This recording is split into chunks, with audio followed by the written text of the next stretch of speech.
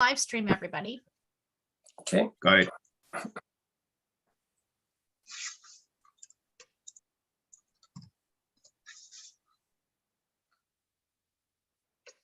Oh yeah, hi Dick, can see you there. Yep, just setting it up. Oh, Good morning, Gary.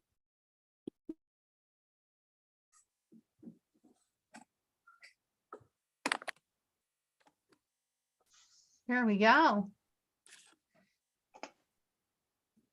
Hi, David. It's nice to meet you in person. Yeah, good. It must be morning now for you, just after midnight. If it's Well, it's midnight in Hong Kong now. yeah.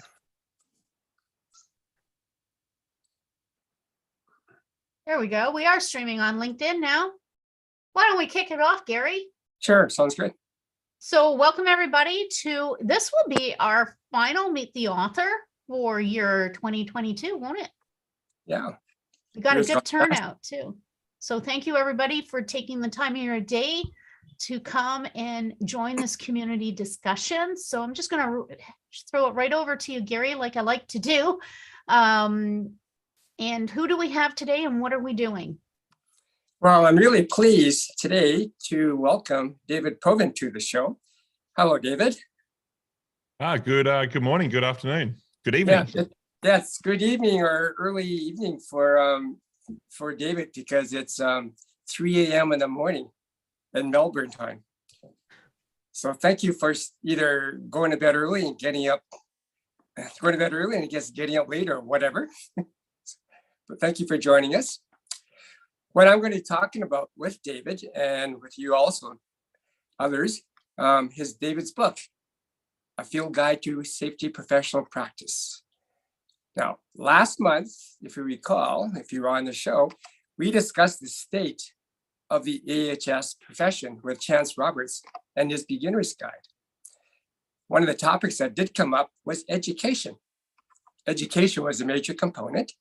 And notice that programs reference books written in the late 90s and early 2000s. As a result, education and the latest concepts like Safety 2, Safety Differently, HOP, or even a grounding in safety science are glaringly missing. Well, if there is a book that ought to be included in a list of references, I definitely would vote for the one that we're going to talk about today. This is a chef's book, not a book for recipe followers. It's a book that makes you think and not blindly follow. So David, let me get right into it. Let me ask you, what made you decide to write this book? Yeah, thanks, Gary. Thanks everyone for coming along. So I guess I mean I've been a safety professional for my entire career. I studied it straight out of school and then straight out of college or university. I went got my first safety job at 19 and it's the only work I've ever done. And I started working closely with Sydney Decker in about 12 years ago. And then I became really curious about what the role of a safety professional could most effectively be inside an organization. And that led on to doing a PhD with Sydney and Dr. Drew Ray, and looking at, the title of my PhD research was, what is the role of a safety professional?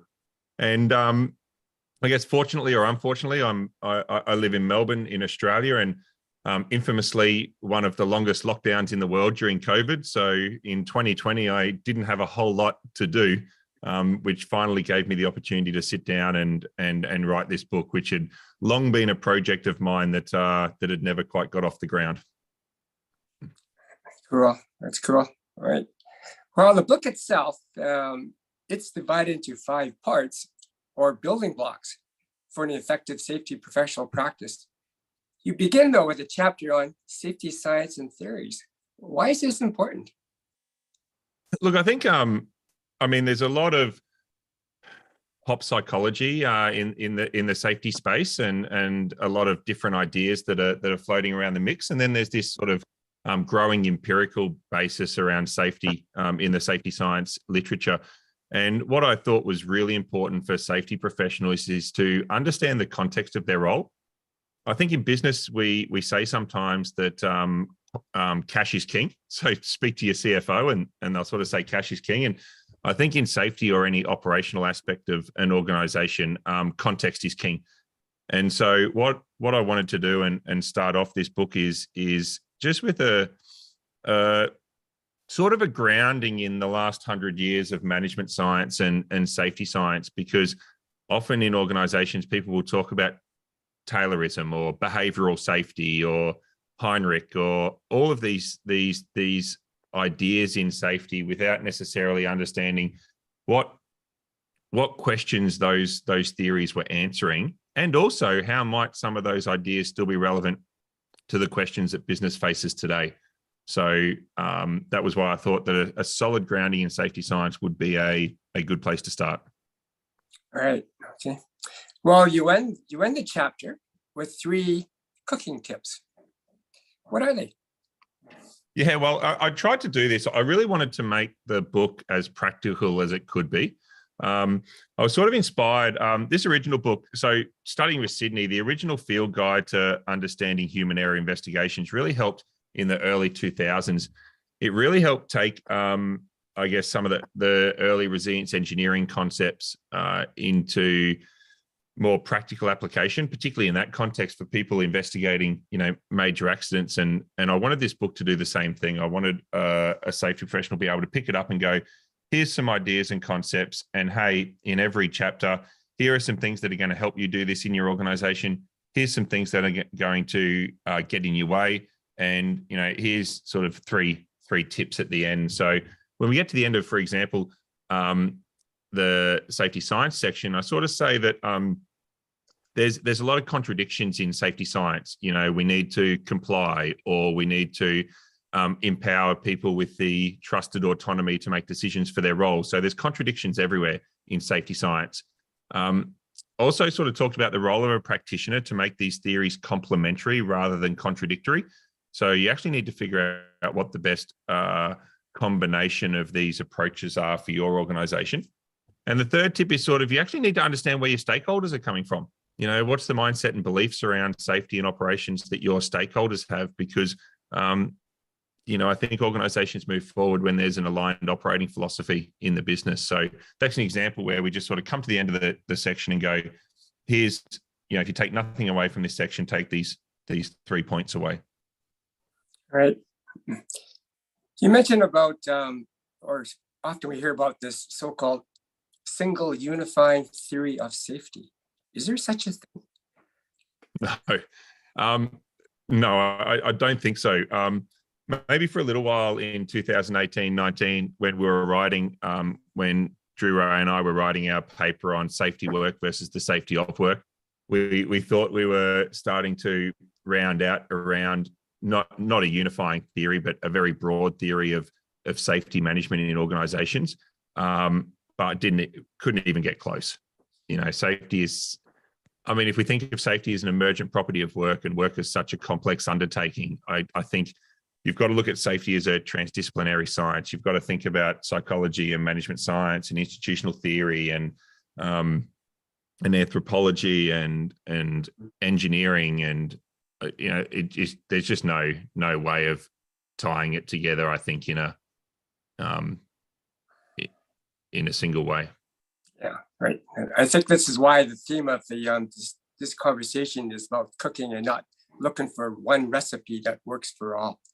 You don't know what ingredients you're going to get when you go into an organization. And some cases you got to use the ingredients that's offered or available, and then make substitutes for that. Okay, right. Well, let's move on to the 5 building blocks in the book, which you lay out, and I see that they're in a very deliberate order. The 5 building blocks are: 1 is creating influence. Number 2 is managing risk. 3 is managing work. 4 is leading change. And the 5th and last is facilitating learning. So out of curiosity, how did you arrive at choosing these topics? And were these obvious no-brainers for you, or did they emerge slowly over time? No, they did emerge, Gary. When I started, this book started in a training course which we run at Safety Futures, and so the book was sort of like after the training course had been put together. And when I started with that program, the original starting point was the INSPO Global Capability Framework, and I sort of said, wouldn't it be great if we had a training course that was delivering everything in this in this framework. And then I started to pull it apart and realized that the framework was actually missing a whole bunch of really important things. So I then sort of rounded it out. But the basic building blocks for me go like this. As a safety professional, you don't make the decisions that have the most impact on safety in the business. You influence the decisions and actions of others. So, there's not much point in going any further until people in the organization will actually listen to you. And that's all about relationships and influence and trust and credibility. So, no one cares how much you know until they know how much you care, Mary Angelou quote. So we have to start with understanding what does it take in an organization to genuinely have influence over others. And then I guess once people will listen to you in your business, you may as well have them listen to you about the things that can seriously injure or kill people. So that's this managing risk piece. And what does end-to-end operational risk management actually really look like? And what's the role of the safety professional in being both coach and conscience of the organization's risk management process? And then once we, I guess, have got a handle on the really big issues in business, we need to understand how to manage work. And then we need to talk about management systems and prescribing work and dealing with safety clutter and all of these repeatable business processes and practices in our organization. Because at the end of the day, organizations need reliable and dependable role and task performance. So there's always going to be an aspect of prescribing business processes and task procedures. We then move on from there and go, once we've got those building blocks in the business, we need to lead change because organizations don't want to stand still. I've never met a safety professional who says to me that my organization is perfectly happy with where we are in safety. We have no desire to get any better. In fact, turn up at 10 o'clock, leave at 2, have a long lunch, really just don't do, we don't need any safety improvement. Most businesses that we work with are in a sort of a constant state of safety transformation. So the ability to lead and manage change becomes incredibly important, whether it's implementing an action from an incident investigation or whether it's actually leading the rollout of a global safety program. And then the fifth point there is facilitating learning, which is the day in, day out role of safety professionals to make tomorrow just a little bit better than today and next week a little bit better than this week.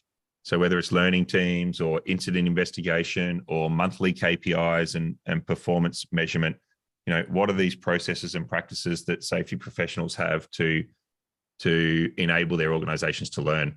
So that's how I sort of put this. And as much as I don't like sort of these linear approaches to safety, this is how I thought: influence people, get a handle on the big important things that can kill people, put in place useful, reliable business processes and practices, know how to drive material improvement, and enable your business to learn from what it does every day. Great. Okay. So the training course that you provide, just curious, for the students that do attend, do you find it surprising, not surprising, that when you do talk about creating influence, that's the first time they've heard about it? They never got that during their formal education? Yeah, look, most people don't think too much about it in their roles. Once we start talking about building relationships and how relationships form amongst humans and how this applies in the context of institutions, and we talk about Edgar Schein's work in humble inquiry and why asking questions is more useful for relationship building and understanding in an organization than providing advice and going around the organization saying things that you already know.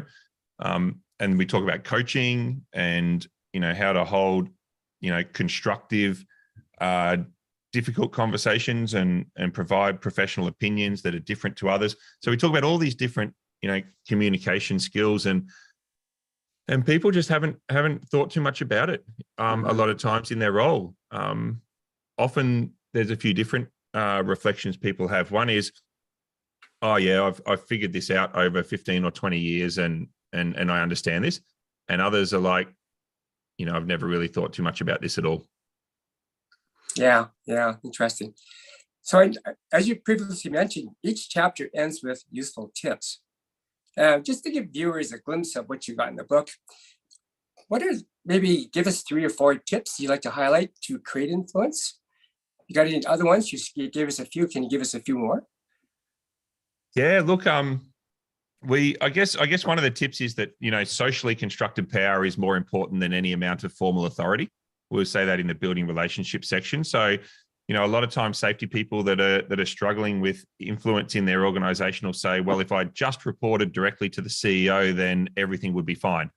It's like, no amount of formal authority is going to really support you to, essentially get anything done in a business. You've got to actually build socially constructed power, which is based more on how you approach your role and how you interact with other people in the business. I guess one of the things around coaching is it's not always right to be right. So, when we're actually working with other people in the business, it should never be about us being right. It should be about actually supporting and helping other people to develop and grow and find their own way forward. So, it might be more right in a particular context for us to let go of the need to be right. And I guess the last one around our difficult conversation is that having constructive, difficult conversation is a key part of our role that we should be having frequently. And we draw here on a William Wrigley Jr. quote from the late 1920s, where he said in his manufacturing organization at the time that if two people in my same organization always agree, then one of them is unnecessary. And so I really insist with safety professionals that you're a professional. You're there to have a professional opinion. You're actually there to constructively challenge your organization in a way that strengthens your relationships and moves the organization forward, not just being, as Dave Woods would describe, the cold water and the empty gun by just basically just saying no to a whole bunch of stuff that the organization wants to do. Right. Okay. So your next building block is managing risk. You begin with a shift in risk perception, where you see maybe risk as being defined as a chance or probability, but then you talk about a shift in ISO 31000. Can you explain that? Yeah, sure. Gary, but Tamara, you've got your hand up. Is there a question that you want to throw in now? Well, I don't want to kind of go off of what Gary has for a speaking track, but I did want to have an opportunity to also drill in to what you were talking about, the need not to always be right? Because I think that is a stopper in group dynamics for sure. When somebody starts getting an idea, even though in a professional perspective, they may not be hitting it at 100%, but if they're hitting it at least 10%, kind of, how can you bring people along for the journey, Yeah, it's a really good point. I guess this idea of it not always being right to be right, and there's not necessarily there's rarely likely to be one right and one truth. I think in the fog and the haze of operations and safety, you've just got to sort of just work in a general direction would be my view, and make sure that as much as you can, you bring everyone along with you.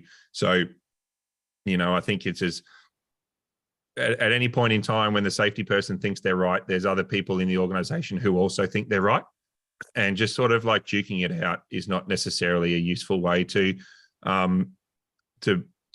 strengthen your relationship and build alignment. So I sort of, when one of the sayings I say to people a lot in safety is, you have a mindset of replacing extreme judgment with extreme curiosity. So when you get to the point and go, I can't believe you think like that. Replace that model in your mind with, wow, gee, that's not how I think about this issue. You must have a completely different lens over this business than me. I really want to understand, why you think like that, because it's going to help me see something that I'm missing. So I think, Tamara, that's sort of how I think about that. Extreme curiosity when anyone thinks differently to you. Philip, looks like you had a question there. Oh, I was just going to also say it also opens up opportunity for us to be now seeing the world through different lenses. Absolutely. And we know in complexity science that, one of the limitations of an individual perspective is exactly that. We've only got a single lens into the system from where we're standing and where we're looking. And other people see the same system quite differently from where they're standing and how they're looking. Yeah, I see that Philip is asking, and it goes back to creating influence. Can a safety professional change anything without having a transformational management team? Well, I think absolutely. I think, I mean, never underestimate the power of individuals in small groups. I mean, there's another cool saying that you know, if you think that a small group of people can't change anything, in fact, throughout human history, it's the only thing that ever has. You know, I think you think about you know, individuals in small groups that have decided to push in a different direction. And I think as safety professionals, you know, often to me, safety professionals will say, look, you know, I'm really frustrated in my business. I need the business to change to make my job easier. And I say, you know, business is never going to roll out the red carpet and worry about how their safety professional team is feeling and feeling supported. The safety professional team has to take ownership for, you know, changing their own course within an organization, and through changing their own course, changing the course of the business. And it's this idea of moving one conversation at a time. So I totally believe that a safety professional, through just the things that they do and the way that they talk about safety, can change an organization's safety narrative and can have the business thinking in a different way about safety. You know, it may not be fast, but it will change if the safety organization changes what it's doing. I see Phil has unmiked. Did he want to add something? No, I thanks, David. No, I think your last comment was the bit that really is not something you can expect overnight, and it may take several years to actually change for the organization to change. That may in fact eventually be subject to a leadership change, because if your safety is not working, then it's an indication that everything's not, or many things are not working. Yeah, good point. Yeah. Okay. Yeah, I'm gonna move on now to the next building block, managing risk. Yep. And as I kind of mentioned, there's a shift in risk perception, and where we've shifted now to an ISO 31000. So can you talk a bit about that? Yeah, briefly, I guess, you know, for a long time we've thought of risk as, you know, like you said there, Gary, a chance of a probability of a loss. And this comes a lot out of the insurance industry and actuarials and thinking about, you know, what's the likelihood of this going wrong and how much are we going to have to pay? And then in, I think, 2009, ISO 31000 said, no, risk should be more about the effect of uncertainty on our business objectives. And so then we need to think more about uncertainty and as opposed to absolute risk. You know, what are the things that we don't know about in our organization, or maybe we don't know well enough to be confident of the way we're controlling them? And in a number of operations, utilities is a good one, where, you know, in Australia, for example, high voltage live line work, which is working at like 110,000 volts or something. There hasn't been a fatality in high voltage work in over a decade, but there's multiple fatalities every year in low voltage work. So the question around risk maybe isn't about absolute risk. Maybe, you know, it's about other factors that contribute there. So, you know, what we do in these chapters of the book is do a real end-to-end operational risk management process, which people on this call might understand more if you're in the process industries, like, you know, process safety management or risk engineering. We actually step right through, you know, some fairly detailed risk management concepts and applications, because we also find that safety professionals generally have a very superficial understanding of risk management. You know, everyone can plot a risk on a risk matrix with likelihood and consequence, but that's about it. Mm-hmm, mm-hmm. So if we talk about risk management process, should more about hazard control and risk assessment. What should a safety professional be concentrating on? So I guess it's about, you know, I mentioned earlier about, you know, in risk, about the role of coaching and being a coach and a conscience for the risk management process. So we sort of talk the end-to-end process as being understand the work, understand the hazards associated with the work, understand what can cause those hazards to lead to, the risk consequences, understand what controls you've got that line up with each of those causes. So, whether you think about a bow tie model or something, understand the defeating factors of those particular controls. So what can cause those controls to fail? And then what activities and checks you need to perform to make sure that those controls will be functional, available, and reliable. And so that's sort of gets us from a risk identification, understanding kind of level all the way through to what do I need to do in my organization day in, day out to ensure the quality and reliability and availability of my controls. Yeah, I can see there's a shift where risk management seems to be more of a people process, much more than a technical process. Yeah, and look, this is a bit. I mean, I'm sure on the call here, this is a bit controversial. I made a quote in a paper that I wrote in 2017 that safety is not a standard to be achieved; it's a point of consensus amongst stakeholders.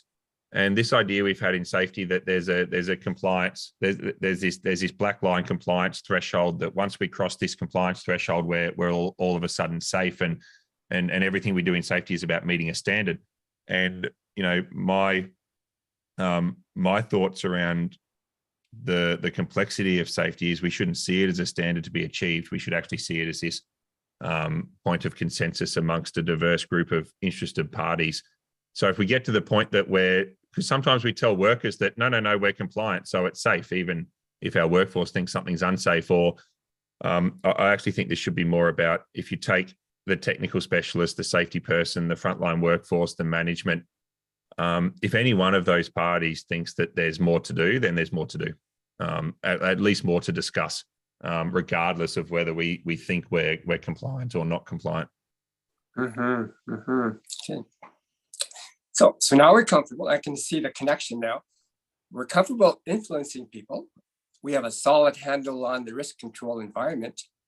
So what's next? Building block 3, managing work. Yeah, so managing work and organizations, I guess, always want to standardize, proceduralize, and have some confidence that the work is going to be executed in the way that the organization plans for that work to be executed. And this is really important because, if you don't understand how work's being carried out, then it's very hard to manage it. It's very hard to resource it. It's very hard to provide the equipment and the training and the support and the interdependencies in the organization. So we want to have procedural control over work. Now that, today in 2022, sometimes in safety is seen to be a very naughty concept, this idea of procedural control over work, but it's a reality, it's a necessity. So we actually talk to I guess this book talks to how to do that in a constructive way in organizations. What is the level of control, how we think about, some of Andrew Hale's work around, rules and actions and states and how that comes together. And then some social science theory around the balancing sort of compliance and autonomy. And then some recently I saw Jim Moranis on the call, I think came in earlier, and we talk about critical steps as well, about how to understand the really important things where, the blue line and the black line needs to be at the same point in a particular task. So yeah, and then I think that's helps liberate people who have been in this tension of there's this school of thought that says burn the house down when it comes to procedures and management systems in the business, which is both not smart and not a helpful way to think about managing safety. Yeah, so I think most of the viewers on here probably know that, but just in case we have some who don't, the black line is what we call work as imagined, and the blue line is what we call work as done. Is that correct? Well, yeah, and I mean, I think the most popular conceptualization of work as imagined, work is done is this black line, blue line model where you've got a fixed black line, which is the way that work procedures and management and maybe the safety team prescribe and conceptualize the way that work happens. And then you've got this this blue line, which is a very dynamic, adaptive, context-dependent reality of work. And at times that blue line and black line might be the same, and more often than not, there's likely to be a deviation. Now, what safety people have to understand is that deviation of work as done just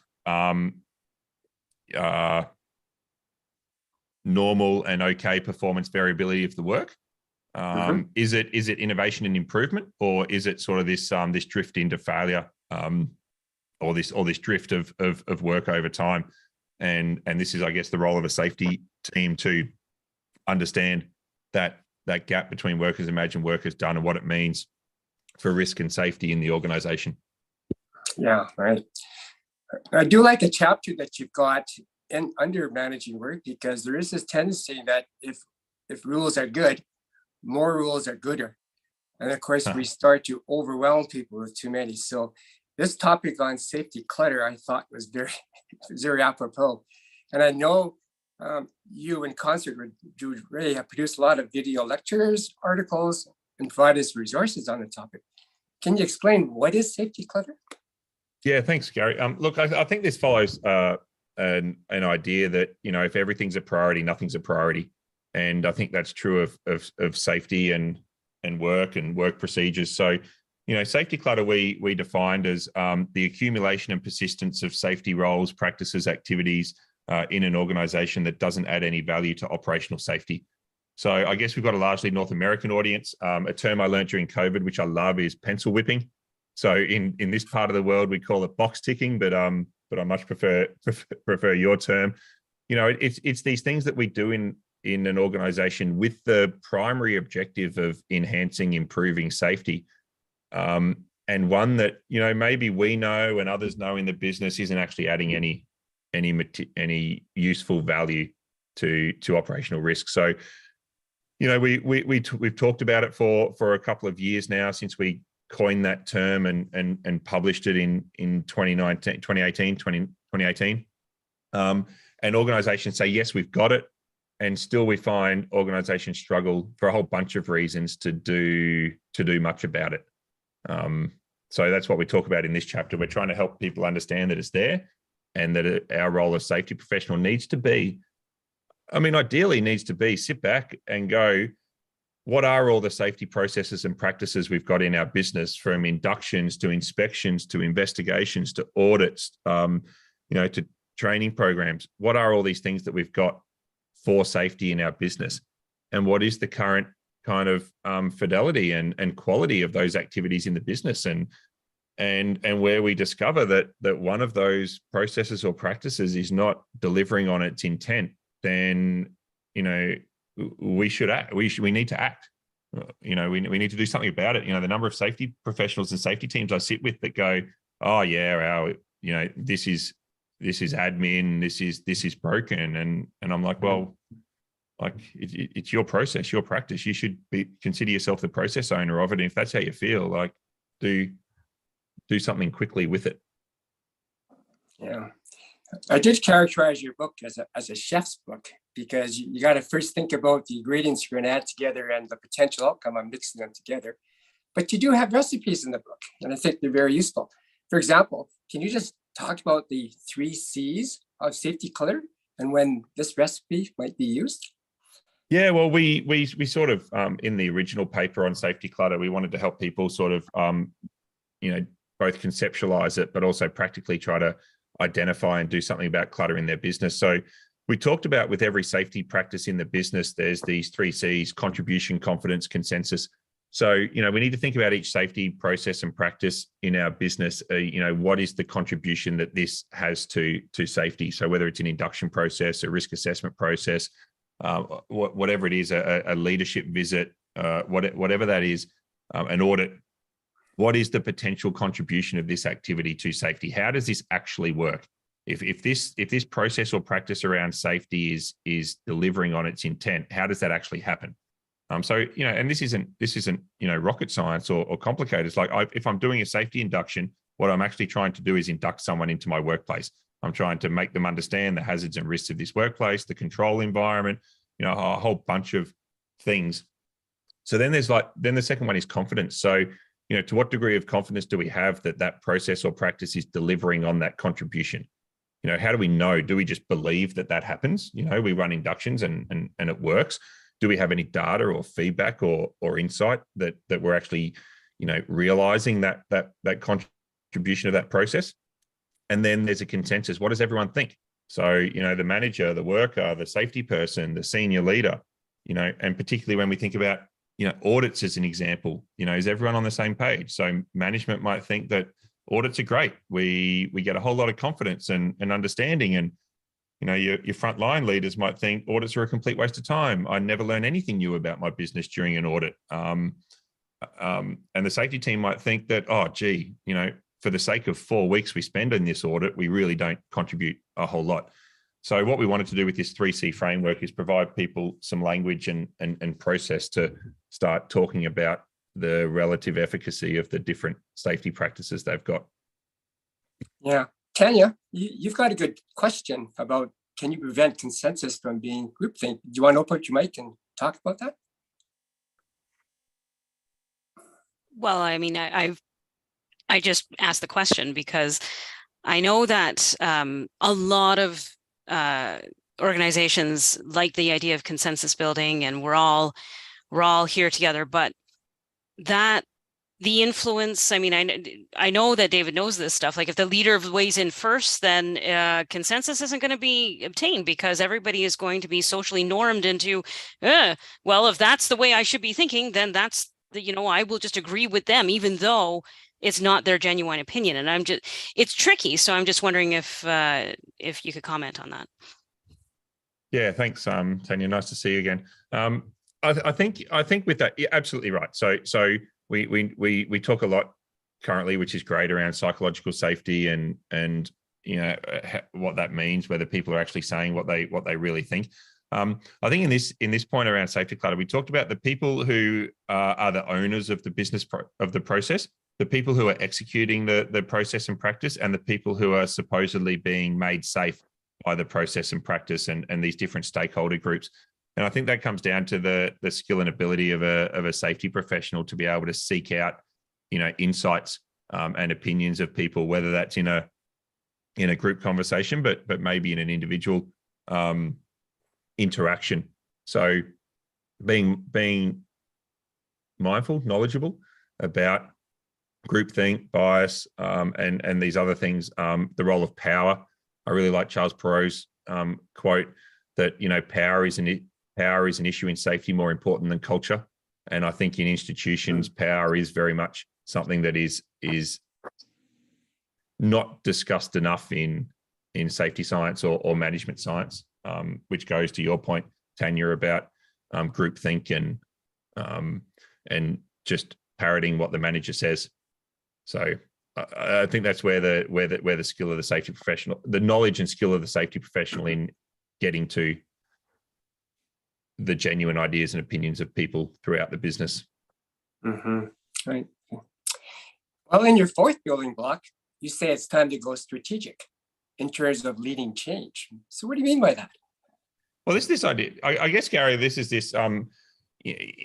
as safety professionals, where I think at the core of our role, we're change leaders, change facilitators, change managers. Pretty much everything we do in our role has an element of change associated with it.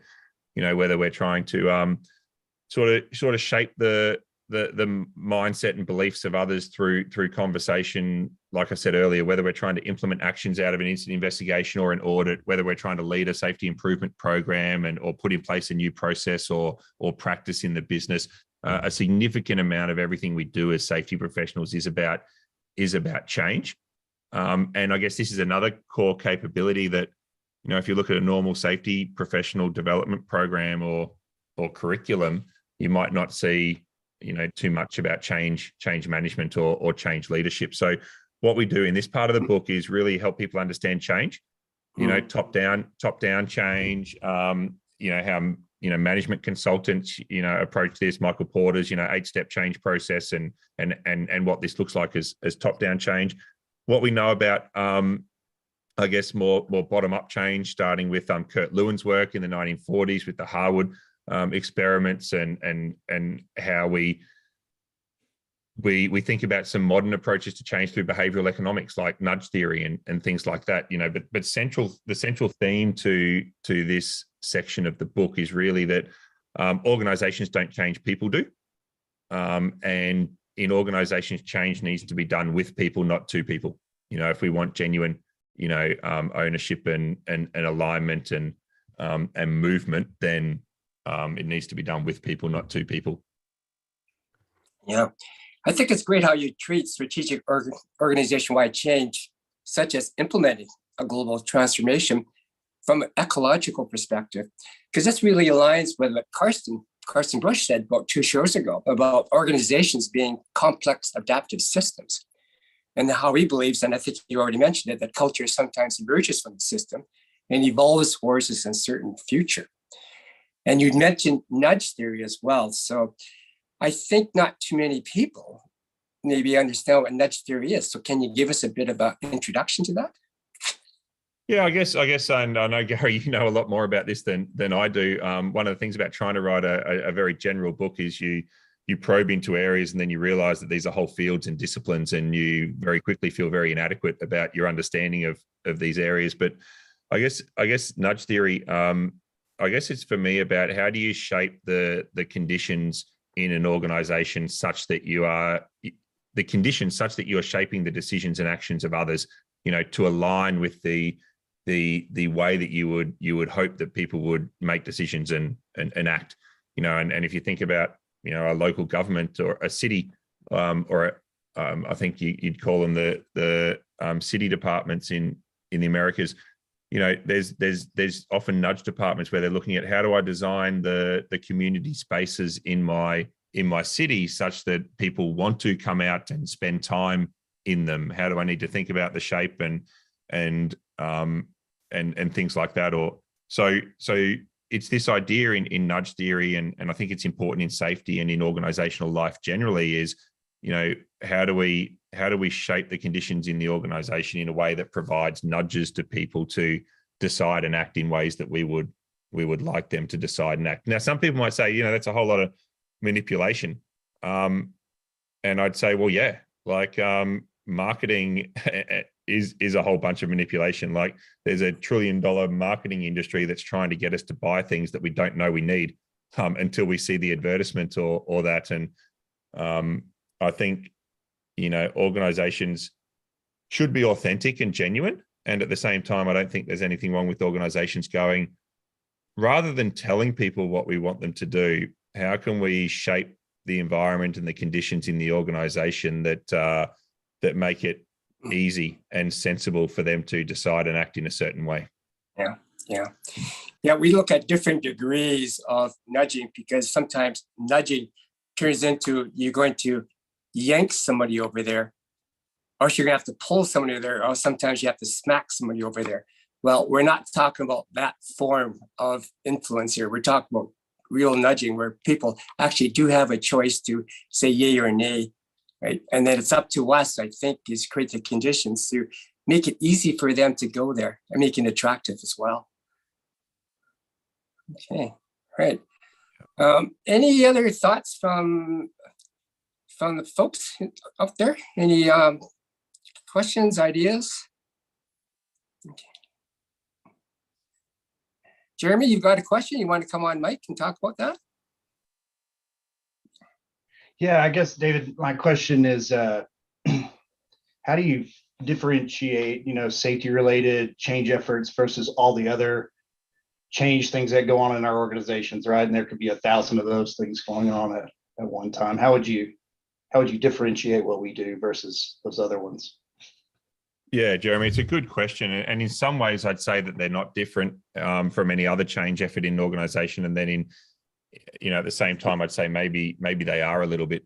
And why I think they might be a little bit different is because we're actually shaping work, deep in the operation of the business. And many other change efforts don't really need to penetrate their organization that far. You know, if you're implementing, something to do with finance, it might just affect, some of the finance team, or it might just be a sort of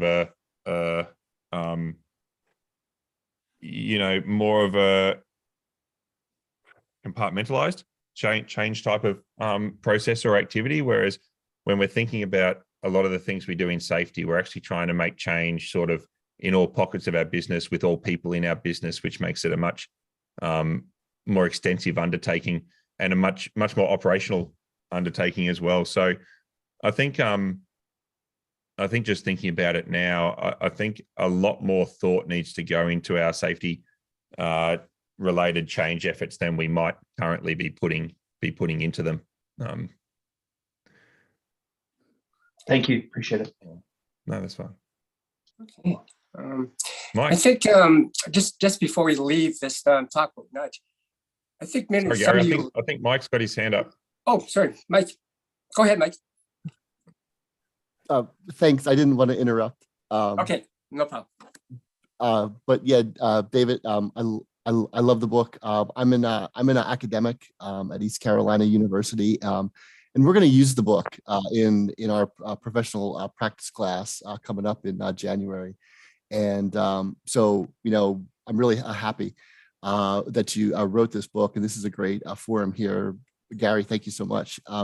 So it's interesting, when I read the book the first time, David, I was a little bit shocked that there were no references in the book. And I was kind of like, oh, wow, from an academic standpoint, from a student learning standpoint. But then as I reflected on it, I actually think it's quite brilliant. And I think, well, I'd like to know from you, I guess, before I kind of say why I think it's so brilliant. Why did you write the book in that particular manner? What was your vision? That would be really interesting to know. Yeah. And Mike, I guess in some of the chapters, I think up front, I'm hopefully fairly clear where I've drawn, like in the humble inquiry chapter, I just say, look, this is basically a 2,000 word synthesis of Edgar Schein's 2009 book on humble inquiry, or the safety science section. I say, look, this is a synthesis of Sidney Decker's Foundations of Safety Science textbook, and definitely chapters. There's much smarter people than me that have written extensively about these issues. And then there's sections of the different chapters, whether it's just cultures or borrowing from just culture, or borrowing from frameworks around how to have difficult conversations in business. But the style of writing, I wanted to be more accessible. Like if you look at some of that heavily referenced academic work, is this concept of this field guide, I wanted to be able to put it in the hands of a safety advisor who's working, in a manufacturing plant, who maybe has done a CSP exam, but hasn't been to university, and wants something that they can read. So I wanted it to be accessible, and also the way that I wrote it, Mike, it was quite cathartic. I actually just unloaded what was in my head, both a combination of what's the theory around this, and also what's been my two decades of lived experience inside organizations as a safety professional, trying to think about how would I make this work. So a lot of it was really just blank page, just COVID lockdown, just punching away at the keyboard. So I think, Mike, to answer your question, it was more what I hope the book would be, the style of writing. But I obviously, anything that I know has been learnt through standing on the shoulders of absolute giants in this discipline. So there's likely to be very little in that book that's a new idea of mine. And Mike, like I said, I'd love to come and talk to your class as well when you're running the course. Oh, we would love to have you. And I think, I really like the style of writing because, I would read something and I'm like, oh, wait a minute. I know where that comes from. Where did that come from? And then it caused me to then go back and read something else and delve into that a little bit more. And I think those are going to be great discussions to have with students and the practitioners, and to talk about those things. Like, oh yeah, where did he get that from? Yeah, let's go back and delve into that. So I think it was a brilliant way to kind of do that. So thank you so much. Yeah. No, thanks, Mike. And I'm going to take you up on your offer. Yeah, very kind. Thank you. I had one of those situations too, Mike, where I had a bit of an aha, because as I'm going through David's book there, it made me recall last October, and me, the author, we had Robert DeBoer come on and speak about conducting micro experiments in a complex environment where outcomes cannot be predicted. So the aha was me is that really a nudge, essentially just a micro experiment. So it's really neat how these kind of like connecting the dots occur. And you can see how they just thread through each other, and this everything starts to slowly come together. Just watching the clock, we won't have, there's a lot of stuff that David's got in Leading Change, but I want to leave time now to move on to the last block, which is facilitate learning. And this is something very interesting, because when I looked at one of the chapters, it's incident investigation. So what I did, I Googled an OSH website, and I read the purpose of an incident investigation. And what does it say? It says to find out the cause, prevent similar future incidents, fulfill legal requirements, determine the cost, determine regulation compliance, and process workers' compensation claims. Not a word about learning. And it kind of bothered me. So you have a different view of what success should look like, David. Can you share that? Yeah, and I guess it's a good point, Gary. And I mean, all those things are, I guess, necessary, but maybe most of the time not that useful. I think when we think about incident investigation, there's definitely a risk assurance aspect of incident investigation, which is, was there something specific that happened here that exists in the rest of my operations, and do I need to do something about it? So, this particular piece of equipment failed, and I want to go and check that piece of equipment at other sites and things like that. So there's always a risk assurance aspect of investigations, and then there's this learning aspect, and we talk a lot about learning in organizations and wanting to be a learning organization, and we sort of rarely put the conditions in place that actually enable learning to occur. So in this chapter in the book, it's really talking about just culture and psychological safety and the role of the investigation to actually get a deeper insight and understanding of the way that our organization functions, and what are the, you might say, the performance shaping factors, or what are the logics and conditions that and context that contributes to the way that work is carried out. And some people would say that, there's no point investigating because a complex system is always changing, and the system as it existed at the time of the incident is not the same system that it is today. That's all well and good, but organizations aren't going to stop investigating incidents anytime soon. So you may as well make them slightly more useful than they are at present. And, when we look at organizations, when I talk to people in organizations, they do lots and lots of incident investigations, which results in lots and lots of procedure updates, training courses, and safety alerts in their business, and not a whole lot of learning. So that's what we're trying to do here. Not teach people in this chapter how to investigate an incident, but what are the conditions that you need to have around an incident investigation to actually learn. Yeah. I think this is where that black line, blue line model comes in really handy. I know I use that because there's this other third, somewhat hidden line called the accident line. And quite often in an accident investigation, that's where we investigate, where the black line and the accident line meet. And from that's where we get the counterfactuals, as we call them. And then things go way off, and that's where the blaming comes in and everything else, where I think we got to move and look at the differences between the black and the blue lines. That's a gap, because I think, isn't Mike, correct me if I'm wrong, but that's where the real learning is, between the black and the blue line.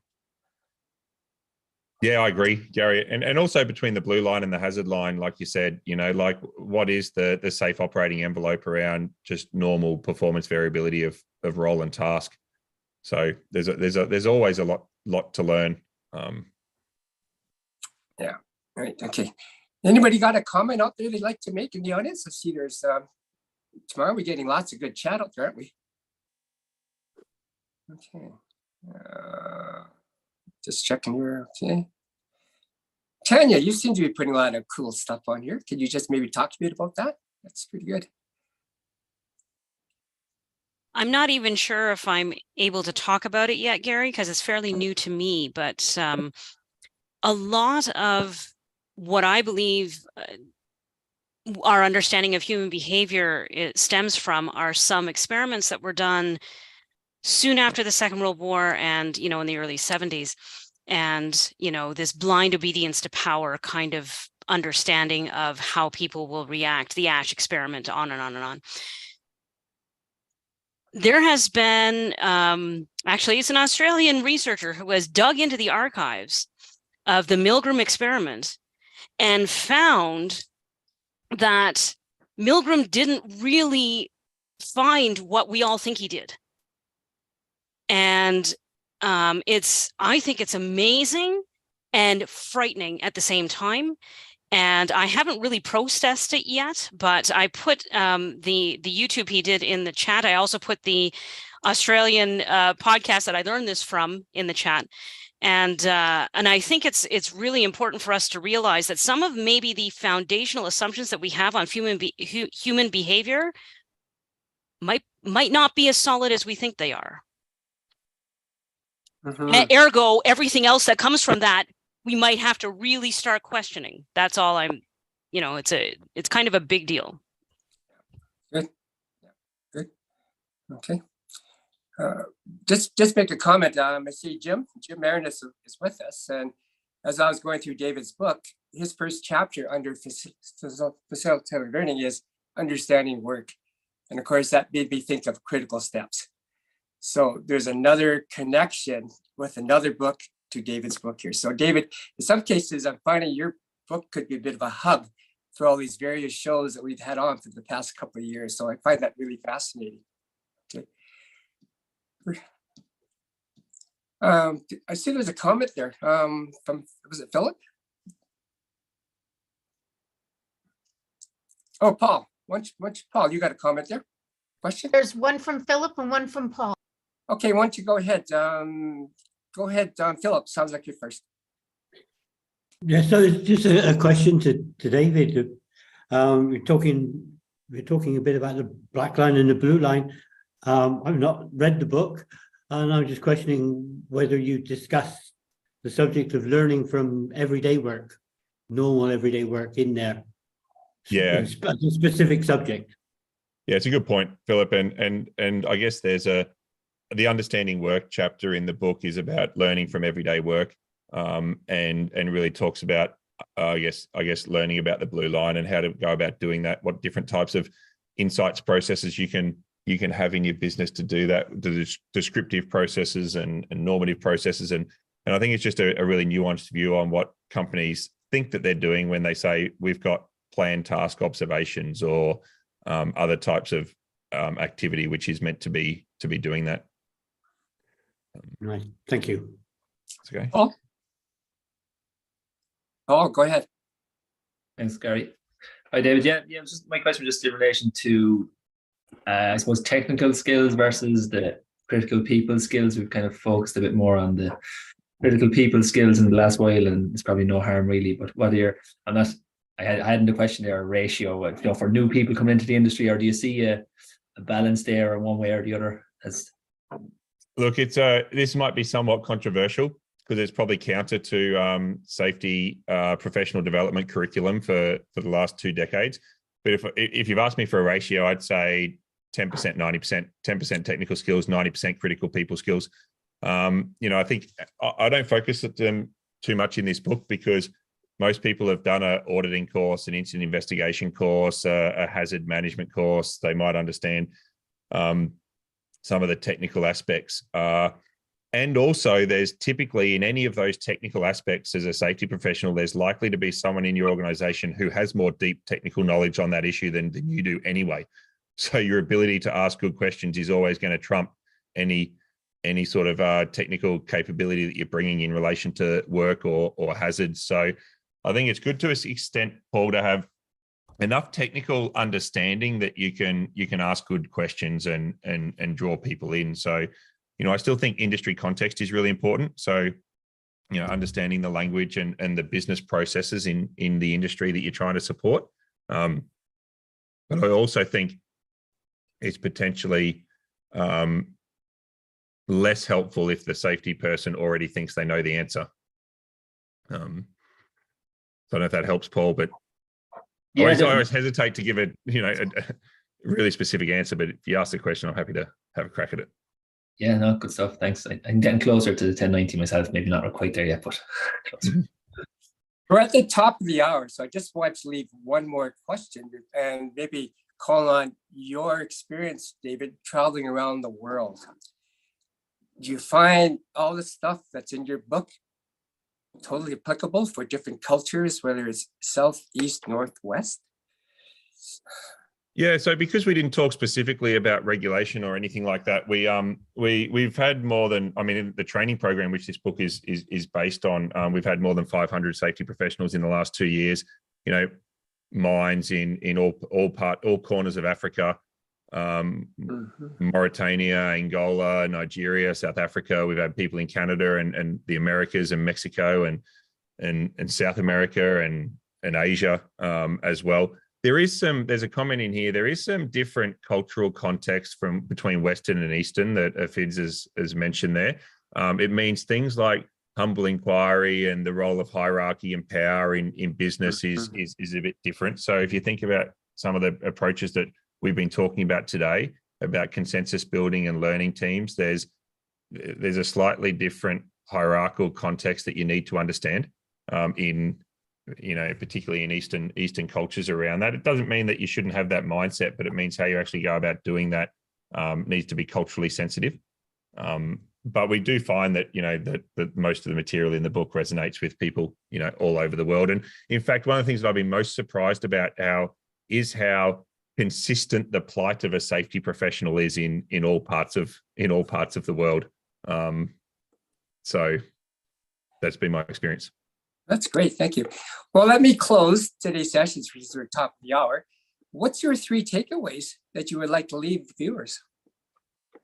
Look, I think we sort of say in the role, and it's not so much in the book, but a safety professional sort of should help an organization answer sort of 3 fundamental necessities. We need to help our organization understand the answer to the question of, are we safe enough? Are we safe enough today? The second question is, what else can we do to reduce risk further in our business? And then the third point or question would be, how can we integrate what we're doing in the delivery of our safety objectives with the delivery of our other business and operational objectives to make sort of our safety management activities additive to the bottom line performance of the business? So I think there's some really fundamental things that a safety professional needs to support their business with. Are we safe enough? What else can we do to reduce risk further? And how do we enhance our organizational and operational performance through the way that we're managing safety? Oh, great.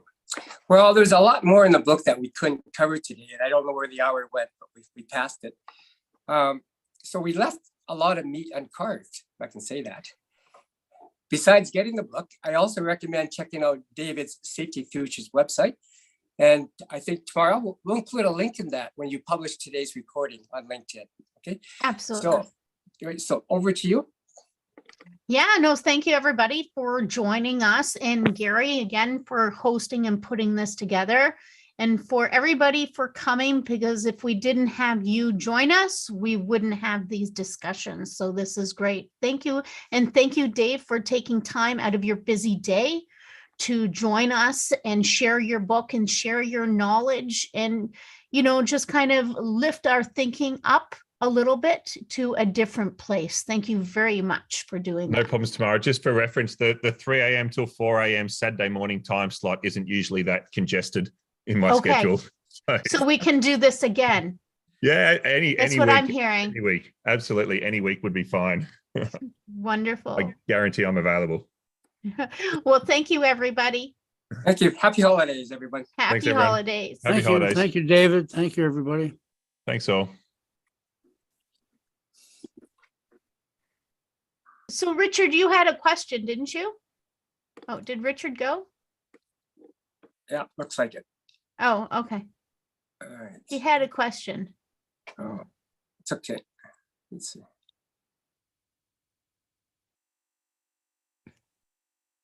All right. Wow, that was good. Fabulous. Thank you. Yeah, worked out well. That's good. You're always Okay. right, Gary. The The hour does go fast. It Oh, does, yeah. and that, as you know, I prepare these prompt questions, and as you say, they're linear questions, but they appear non-linear. We take it as the occasion emerges. This is the right time to ask the question. So looks like there's some flow. Yeah. No, the prep was really helpful to keep us on track. Mhm. Great. Okay. Gary, it sounds like you're coming down with something. Oh, I'm coming over it. Oh, are you? I was a okay. bit worried 2 days ago. I could hardly speak. Oh, So we appreciate it. I think I've tasted every type of lozenge that they sell in the drugstore to find one that works. So thank God I came. I can relax now. Yeah. Yeah.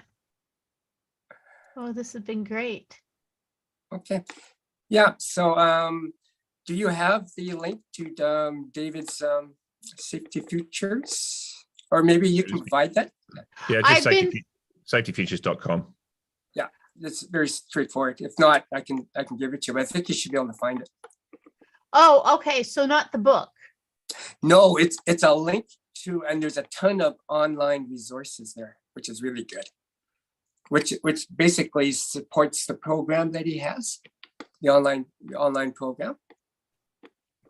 Okay. So, no, I don't have that. Hold on. What is it again? Do you have Can we that? put it David? in the chat? Yeah. Yeah, put it in the chat and then safety what? Safetyfutures.com, isn't it? Yeah, it's just safetyfutures.com. It's just the course programs, or just LinkedIn Safety Futures. There's a Safety Futures page on LinkedIn as well. And it's all blue? Blue. Yeah, it's all blue. It is all blue. Okay, there, I put that there. So that there we you go. can, so at least I have it. Yeah, Yeah, you got it. That's cool. Great. yeah. So that I can put that in the follow-up email, right? Yeah, follow-up email, and even if you want to post that as part of the comments in the YouTube video, that'd be good as well. Because we have a lot of people that unfortunately can't attend, but they'll watch the YouTube later. So it'd be nice to have that as Great. well. Yeah. Cool. yeah. And then I can share that link as well. Yeah. And the yeah, LinkedIn too, right? Yeah. Yeah. Both. Yeah. Everything. Yeah. And we just broadcast it everywhere. Cool. Okay. Well, thanks again, Awesome. David. Thank problem. you. Have a This great is weekend. Have a great. great Christmas, great holidays, and well Yeah. done for what you're doing in the community. So that was a lot of fun. Yeah, it was a good time. Great, guys. Thanks. Great. Thanks, Tamara. Thank you. Okay. Bye. Bye. Okay.